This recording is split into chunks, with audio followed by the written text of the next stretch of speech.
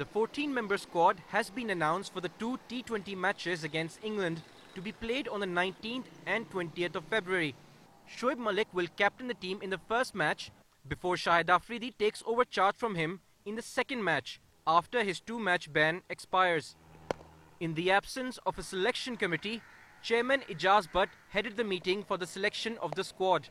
PCB officials say that exclusion of some senior players is only temporary. Well, he's not been dropped. As far as I understand, he's been given a rest.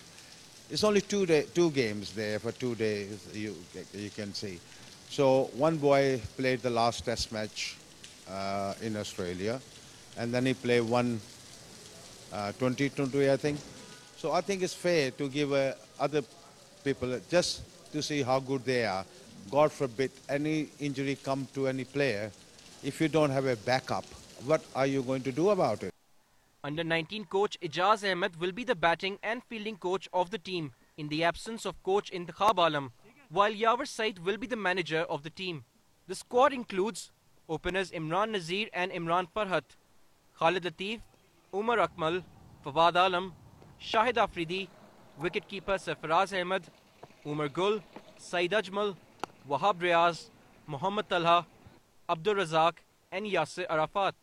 Fast bowler Mohammad Amir has been selected as a reserve player due to his fitness problem. Daniyal Hassan, DawnNews, Lahore.